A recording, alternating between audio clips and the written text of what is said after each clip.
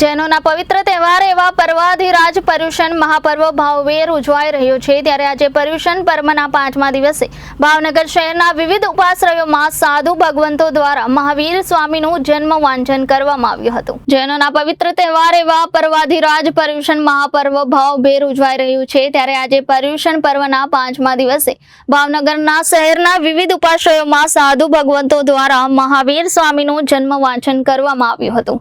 જૈન ધર્મસ્થાનકોમાં 24મા તીર્થંકર પ્રભુ મહાવીર સ્વામીની માતા ત્રિશલાજીને જ્યારે મહાવીર સ્વામી તેમના ગર્ભમાં હતા ત્યારે 14 મહાસ્વપ્ન આવ્યા હતા અને ત્યારબાદ મહાવીર સ્વામી ભગવાનનો જન્મ થયો હતો।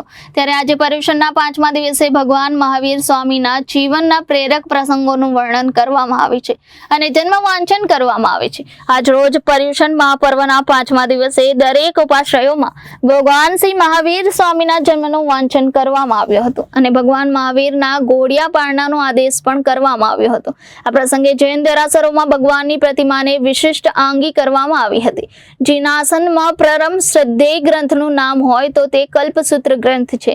કલ્પવૃક્ષની નીચે બેસીને જે સંકલ્પ કરીએ એ પૂર્ણ થાય છે તેમ કલ્પસૂત્ર સાંભળતા સાંભળતા સર્વ સંકલ્પ પૂર્ણ થતા હોય છે। જેનોના ગ્રંથ કલ્પસૂત્રમાં અનેક મહાપુરુષોના ચરિત્રોની વાત કરવામાં આવી છે। 24મા તીર્થંકર એવા મહાવીર સ્વામીના જન્મ દિવસે પણ માહિતી કલ્પસૂત્રમાં હોય છે।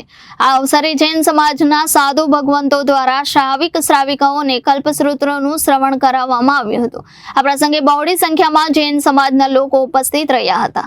Reporter Firoz Malek, Janadesh News, Bhavnagar.